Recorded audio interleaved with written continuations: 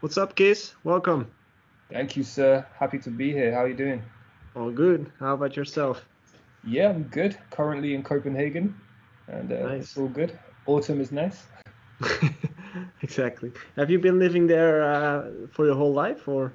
No, I'm originally from Kent, actually, which is a little county southeast of London, and I've been back and forward from Copenhagen over the last 3 or 4 years, working on various things. And Okay. now I seem to have a love relationship to the city, so I'm going to be out here for a while. Yeah, I can imagine. I've been there once, not too long though. I had to play somewhere outside of Copenhagen, but Yeah, I I must say I love the vibe of the city. it's a nice city, and I think London is very I love London, always have, always will. It's a very stressful city for me, and it's a lot of people, and everyone's in everyone's business. And even though it's a big city, it can burn you out a bit, you know. So I feel Yeah. like when I'm out here, I feel like I just feel more inspired. I feel like there's space. I feel like I can breathe a bit, and I just like Mm. it a lot. So Well, it's funny because I've been in London like probably 10 times, maybe more. But I'm okay. a big fan of the city because I live in this, well, smaller city in the Netherlands.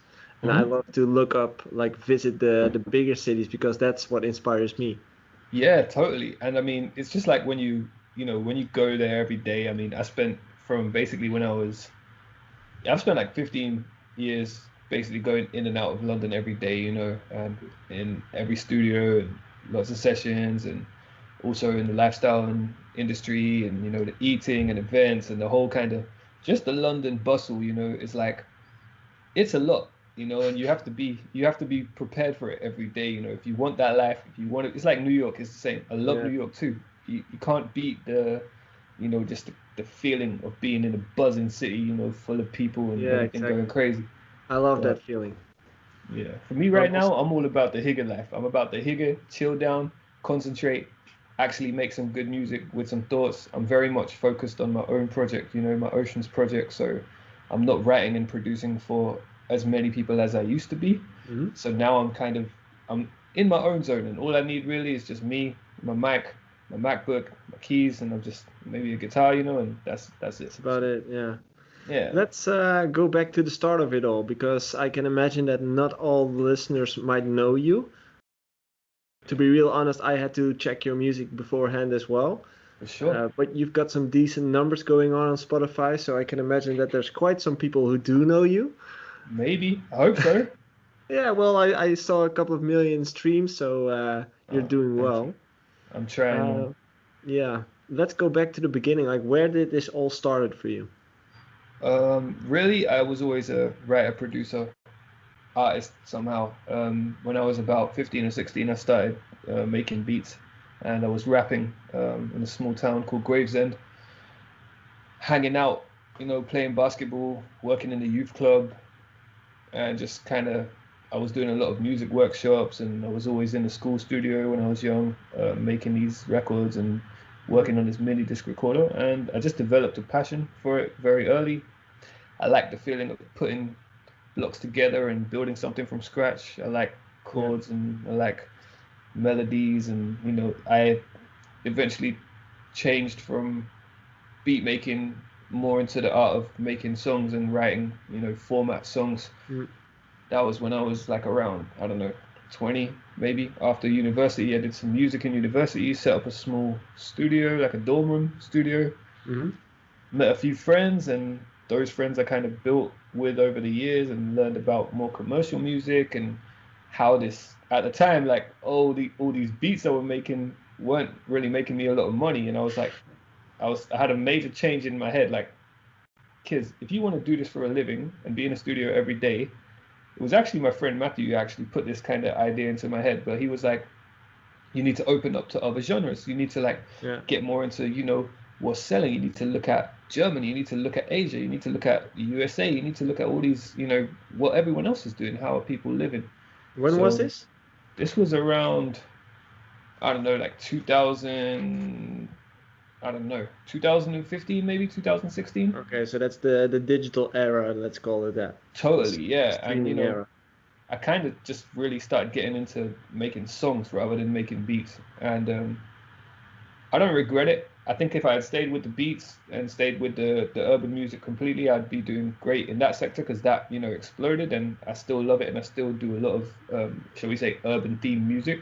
Hmm. But I'd say my turning point was basically when I made Codeine for Me, which was the first Ocean single, Yeah. which somehow now has like, I don't know, maybe more than 80 million streams on it Yeah. combined.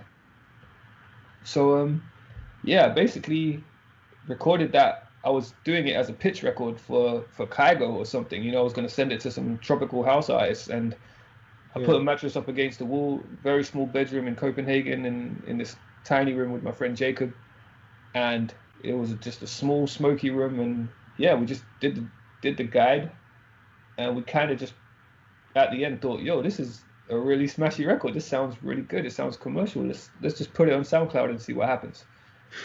So we put it on SoundCloud, and then in about 2 weeks it had like 150,000 streams or something. But And I just was by like, itself, or was there yeah, anything literally specific? organically. Like we didn't do anything, man. Like Oh I wow. basically I I was like, let's call this Oceans. All right. Let's find a picture of a wave on Google Images. All right. Let's We put go. in a description, you know what I'm saying? Like, okay, Oceans. Bam.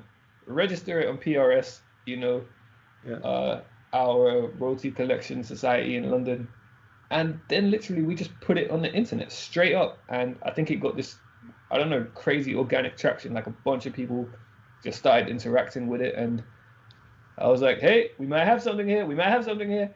And then I started thinking more about, all right, how do I do this a bit more? So, Yeah. yeah. And everything really started for Oceans with Codeine for Me. And since then, none of the songs have done as good as Codeine for Me. Codeine for Me was kind of like the style setter, the trend setter. But me being a producer and artist and working in so many different genres over the years, it's like now I'm slowly transitioning Oceans more towards me as a person. Yeah. So the last sort of 3 years, 4 years has been about, you know, then we did Deep Blue, which was also in the tropical house lane. Summer Rain was like a big step in more of a commercial, even R&B influenced a little bit, still a bit tropical, but not so much. Hmm. And then I took a big break from Oceans and got heavy into the writing for the USA, and had a few little records going out. Most recently, a record with Nicky Viana on Atlantic USA called Mumbo, which you guys can check out. It's doing all right. Um, then the Corona came, came Inevitable. from nowhere. Yeah. Like, hi, I'm the Corona. Nice to meet you. I'm here to fuck up your life. Yeah. Um, Exactly. Yeah, I can imagine. So, a couple of things I heard in your story which are interesting to me, so or which at least I have a couple of follow-up questions to. Is you mentioned that you wanted to develop like your skill, right? The music skill. Was music something just on, that just on the interview. So I'm just gonna like, yeah. So was music something that maybe your parents already had instilled into you, or I'd say it like this. There wasn't a day growing up where I don't remember music playing in the house. okay, yeah. Like we'll say it like that. My dad is not necessarily a musician, neither is my mum, Hmm. but they are music lovers in every way. So Yeah. I'll be one day would be some Elvis Presley vibes going on, some Motown vibes, some ABBA vibes. Yeah.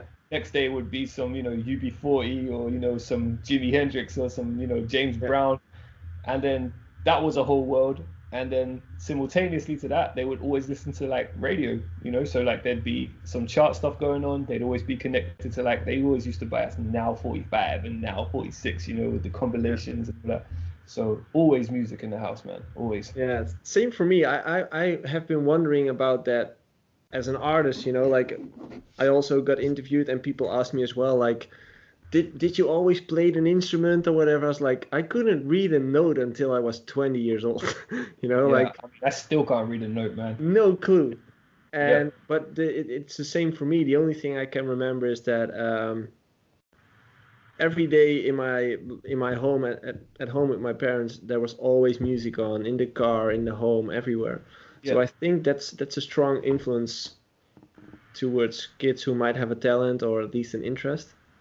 Yeah, I mean, I think it does a massive amount to the brain, when you Mm, kind of when you're just constantly listening to music, and you get the first instances of this earworm effect, yeah. where that's really catchy, like that little random melody that you hear all the time going around and Yeah. around on the radio. And it's like I have a very good memory, like so I'd never forget anything, which is a blessing and a curse at the And of same time. course, yeah. But I always remember, like, I have these really little snippets where I remember, I don't know, being in America the first time, like on a holiday with my mum and dad, and like Shaggy was playing on the radio, Mm, and it was Angel, the girl, you're my yeah. angel, you're my darling angel. And I was like, shit, this is so awesome. It's so familiar and so awesome. And it's like it became like my favorite song, and I was singing it to all my friends at school and all this, young guy. And then I realized, yo, this is a sample record. This is Just Call Me Angel of the Morning Angel. Yeah, and I was like, shit, this is ridiculous. This is mind blowing, for me. I was Yeah. like, I was just figuring stuff out in my head, and just things started clicking, for me. Things started Yeah. clicking in my head, and I was like, this music shit is really powerful, Mm, like, and then I just wanted to do it yeah, exactly. somehow. And then from there, you started to develop the skill. So you started to dive deeper into music production, the software. Yeah, And yeah. did you also learn to play any instrument? I'm self-taught on guitar. Hmm. So I YouTube probably, or sorry, YouTube tutorials or? before YouTube was popping, I was trying to figure out how to play the guitar, and I was really bad. And I was like playing like random, like, I don't know, the James Bond theme. But I'm totally like self-taught in the beginning, and then in primary school, I had a few lessons in music class where I learned the basic chords, and then from there I kind of just learn myself. But I wouldn't say. I mean, I write every song on the guitar. Every single song that Mm, I've pretty much ever made is written on the guitar. So okay. Did you ever went to a music school or did you is everything self-taught, self-learned? majority of it, yes, I did. I did. Shall we say, electronic music or something. I don't know what to call it. Like it was like just electronic music, and computing was my university degree. Oh, So really? we learned like basics in programming and stuff like that. But it was in primary school, like when I was, like at 10, 11. That's when I started like going towards, I really love music class. And then secondary school, when I was 15, 16, is when I actually got my first taste of, Mm, Logic, software instruments, you know, Cubase, Reason, yeah. whatever. And then it kind of just turned into a thing. Which one did you ended up picking? Which DAW? Logic. Logic is my baby. Yeah. Shout out to Apple. It's epic. It does What's the everything. best thing about it to you? Hmm. The best thing about Logic for me, damn, that's a good question. I mean, everything about Logic is epic. I feel like the workflow and the ease of use is the best thing because it comes with Apple, And I feel like the way it works with the hardware is really good. I feel like I can get a lot out of it. Hmm. Um, I like the interface. I love the routing in Logic. Okay. I feel like it's colorful and it's dynamic and it's inspirational to work with. I don't know. Okay. That makes sense. I started off in Cubase and switched over to Logic eventually. Yeah. Because of music school, I was forced to go over to Logic, but now, at first I hated Logic, Hmm. but now I like it. Like, took me a couple of years, but now I like it. Yeah. I think And Cubase is really good too. yeah, it's great, but I started off in 3.1, I think, SX. Oh So yeah, that was, Cubase VST3. That's the first one I had. yeah, so it's a different world from how those DAWs are now, but it was nice to work with. Yeah. Um, you also mentioned that you wrote the song, your biggest hit, with the idea of pitching it towards Kygo. Yeah, actually that was exactly it. I was like, tropical house was a genre I really loved and I really felt, connected to me because I'm like such a summer sadness type of guy. Like I'm such a, when summer finishes, I'm just like, oh, I want summer back already. Mhm. So Kygo was like a massive inspiration for me. You know, Kygo, Calvin Harris, Avicii, you know, Mr. Probs, you know, especially. Mm. Um, like I was even trying to make my vocal like Mr. Probs' vocal Really? in that song. Yeah, I was like, He's I need to actually like, he's from where I live. yeah, he's from the Netherlands. Yeah, he Yeah, yeah, lives yeah. pretty close by actually. What's the city he's from? Tilburg, I believe. Super. I need to visit. I haven't. I heard something crazy happened. Like he had like he lost a lot of his songs in like a there was like an accident at his house or something one time. It was a fire or something, Yeah, and did someone was it burn up? what It, was it I that? think it burned down. Yeah. That's crazy. He lost a lot of music I heard, but Yeah. I think that guy is incredible. Like that new record he's got out right now. What's that called? I have no clue, man. Ah, it's absolutely fire. He's Is saying that a some. solo or? Let me just check right now. Mr. Probs. So it's the is it the faith or the praying to God? One of them. Oh, I'll check it out. I have no clue actually. Yeah, it's the praying to God. Incredible. Praying to Um, God. yeah, I think the lyric sheet to that is just phenomenal. But, yeah. And is that what stands out to you, like the lyrics he writes, or what's the thing you like the most? I feel like it's the mood. It's the Mm. mood and it's the warmth of, you know, when you hear music, like I feel like it's the mood that it puts you in. It's what the voice does to you or the sound or it should be everything as a whole though, you know? Yeah. It's nice to pick out little things. I love vocals and I love production elements and I love, you know, various things about various songs. But like the ones that always hit me like strong is Yeah. when it's everything glued together to Uh, create one vibe, you know? It's like a have you Chris heard Nolan. uh, have have you heard Justin Bieber's latest song? Yeah, I think so. Let me just check which one you're talking Lonely. about because that guy's releasing a lot of songs. It's called Lonely with Oh, what's it yes, I called? did hear it. Yep. I really love that one. The Yeah, I lyrics think it's especially. awesome too. Lyrics are really good. Yeah. Yeah, great song. Anyway, Yeah. I'm wondering, like, the moment you had your first song popping up off, like, what was the biggest challenge you were facing at that moment? The biggest challenge was how the frigolic do I become an artist now? Because I'm like a producer writer guy. I'm not a singer for sure. I'm not like a, you know, in this moment, I'm just kind of very new to the game. You know, it's a new chapter for me. So when I realized, all right, cool, now record label deals are coming, like offers are coming to me, you know, and it's like people want to make this music with me. And I'm just like, I was very kind of, I was kind of nervous and I was kind of a bit frightened because it was just the Mm. prospect of a new chapter.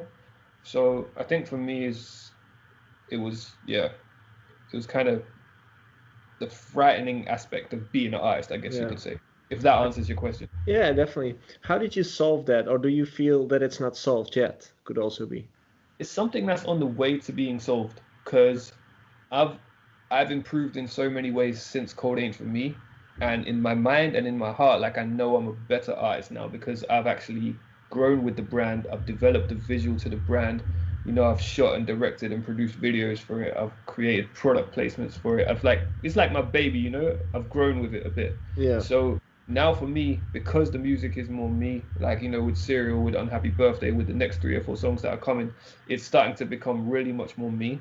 And Yeah. I don't care about the numbers right now. I don't care if something's not streaming as much as the first song, or if something is not in all the Spotify playlists that I want it to be in. For me, it's like, all right, it's an outlet. I can finally, you know, get my point across. I Yeah. just want to drop 3 or 4 songs, show my intentions, and take it Yeah. from there. You know. Are you self-releasing or are you signed with the label?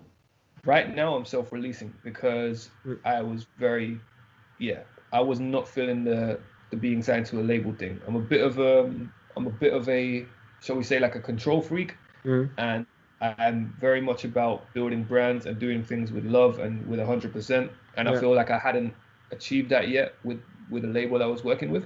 Hmm. Um, so yeah, and there was a couple of kind of mess ups along the way with, you know, shall we say accounting and shall we say, you know, views and channels and, you know, discrepancies that kind of Yeah. hit you out of nowhere and you're just like, okay, I see. So I think with me now, I've kind of found this really awesome company to work with here in Denmark. They're called DigiD, and they're like a distribution platform, but you're Okay. a shareholder. When you join, you become a shareholder of the company. And Okay. then they work with the Orchard, who are under Sony Music. Mm-hmm. And I've got a fantastic team of ladies working my records at the Orchard. And they're doing a great job, like helping me build the brand and, Yeah. helping me distribute the records and, just get my point across. Yeah. So I'm really happy with the situation right now, and I think the brand is starting to go in a new direction, and I'm looking forward to the next few releases. Yeah. And with self-releasing, what's the biggest struggle for you in that? Because what I hear from a lot of artists is that I mostly talk to DJs and music producers, Uh-huh. and most of them are a bit afraid for self-releasing because it's normal to release on a label. Yeah, So it's they're more likely to aim for a label, even though yeah. they might lose 80% of the record. That's the Uh, thing. It's like yes, at the end of the day, and anyone in any position should understand this. 20% of nothing is nothing. 40% of nothing is nothing. mm, So you just gotta see everything like a pizza. yeah, And a pizza's cut into slices.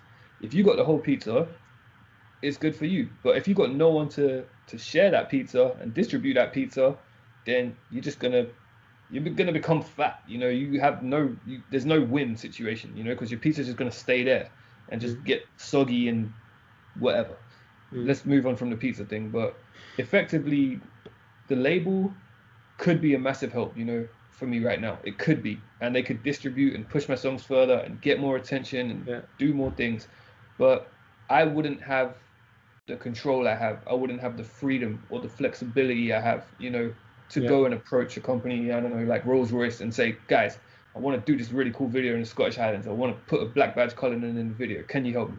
yeah, I wouldn't be able to go and freely communicate with all of these various brands or people or whatever. I feel like I wouldn't be able to release the songs I wanted to release. yeah, A company might say, yeah, Unhappy Birthday is amazing, but we don't want to release it right now. We want to run with another song. And then yeah, you just end up having this kind of, it becomes like an argument. So for me, I just want to take 5 minutes, whether, if it goes up, it goes up. And if it doesn't, it doesn't. yeah. But I just want to take 5 minutes and experience what it's like to be a self-releasing artist. It's like a Yeah, test exactly. drive. Yeah, and So yeah, I think you're right, because in some cases, especially when you talk about the bigger platforms, you could feel like you're locked up in a box, you've signed away your freedom in some sort of way. And I know that most labels will never tell you that that's the case, but in the end, they decide, you they know. do. They have the position of power. Yeah. But I have nothing against record labels. I love them Oh, actually, and I definitely. love what they can do for a brand. Mhm. But I feel like if I could have just a moment to myself to build the brand in the way that I want, and I can build a body of work that I can take to a label and say, hey guys, so I'm Kiz, my brand is Oceans, this is what it sounds like, this is what it looks like, Yeah. this is the numbers, this is what I'm trying to do. I feel like I'll be in a much better position, Yeah. when I have like a little bit more in my hands. Yeah. So I'm taking the releasing approach, and I'm taking like a me against the world approach here. Yeah. And I just want to try it out. I'm not stressing. I just want to ride the wave a bit, see where it So far, goes. so good, you might say, right? Yeah, I mean, it's not like back in the days, just drop a track and it's on all the No. playlists everywhere. It's Yeah. hard. You got to do it yourself. And when you're the label, you got to do all the administration. You got to do all the artwork. You got to Yeah. do all the videos. You got to do everything. So So, what do you do right now to promote the song? well, I'm working closely with a PR company called Urban Rebel, who I Hmm. think are great. They've worked with me in previous releases when I was signed, and they've done a great job. So I'm trying to build the brand with them. They're helping me out. And then I've got like the ladies at the Orchard and the lady at Diggity who's helping out with a lot of stuff too. They're kind of, playlist pitching and constantly, trying to push the records out to the right people. Yeah. And then I'm shooting videos, I'm creating, imagery and assets and visuals. But the thing is, I'm still like a bit behind schedule. Hmm. So I'm just getting my flow. I've planned to release 5 singles like this. So I Hmm. have like a release plan, and yeah, I think it's just about getting into the swing of actually delivering the record with the video for once, having Yeah. everything actually At the ready on same release time, day. yeah. Yeah. It's when you decide you're gonna do something, then you actually have to stick to the plan. So I'm very much working every day, 24/7. Like I don't really sleep that much. I'm always on something, but it's still a tremendous amount of work. So Yeah, it is. You can imagine. So, looking back, wow, that flies annoying. yeah, I think I saw it earlier. It was like flying around you, and you're just like you keep Super touching your annoying. hair. Like it's constantly at bzzz. Yeah, Yeah, guys, I don't know if you've seen Joey, but he has the most perfect hair. So, really. yeah, you Oh, do, the man. thing It's is, I awesome. It's actually like never really do it. you don't. No, I really don't That's a use new any little thing. gel. Because I used to have the super long hair way back, and then I just got super stressed. I was like, this is way too much maintenance. Yeah, Shave that straight off. But but this is like when I get out of the shower, I just comb it, and that's like it. oh, that's such a win. Yeah, That's I like love it. that's like that Netherlands vibe, though, man. Nice and chilled. I like it. That's the dream. Yeah. Well, this is the ultimate. Like the shaved head for me is like been the easiest haircut I've ever had ever. I can imagine. Yeah. So now that you're into this for a couple of years, Yeah. what would be a nice tip to yourself, to the younger self? Mm. A nice tip to the younger self. It would be to listen more and be more aware of what people are saying to you and Hmm. understand the industry a bit more. Try Hmm. to be more mature because the thing is when you're young and you're gunning and you're just running for the gold, you forget to kind of look around and stop. You're just very much in the world and it's like a roller coaster, Hmm. which is the name of my next single, by the way, just saying. No one actually knows that, so there you go. Um, but basically, yeah, slow down, listen, move cautiously and move carefully, basically. Yeah, that's a good one. I can relate to that.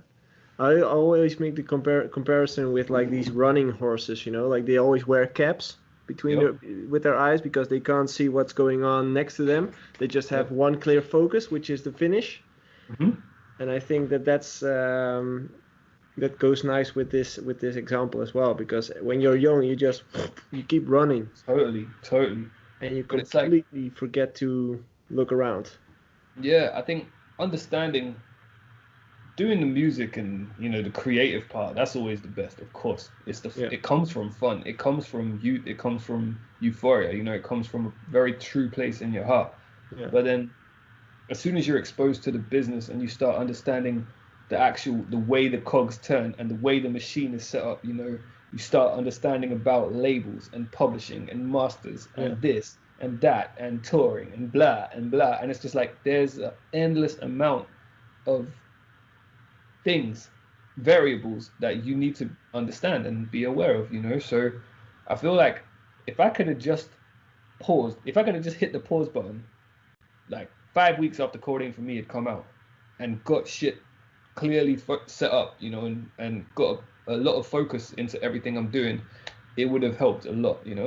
yeah, But yeah, I mean, I still have no regrets, and it's been life just in general was one hell of a ride. Like the last 10, 15 years of, music being my bread and butter for like 12, 13 years, that's in itself is a blessing. Somehow that royalty check comes through every yeah, quarter and somehow my bills get paid. I don't know how. I'm just here on the train going to where I'm going. yeah. So yeah, it's yeah, it is what it is, I guess. I don't know. Huh. Well, it's a beautiful story, man. I really hope that things will keep evolving for you from here. Um, yeah, I want to thank you for your time, man. Thank you so much. I Thank mean, it you was for a real sharing your pleasure. story. Yeah, it was a Yeah, real pleasure. no worries. Thanks and good luck, man. I appreciate it and lovely speaking with you. Hopefully we'll catch up soon in the Netherlands. Yeah, man. Cool.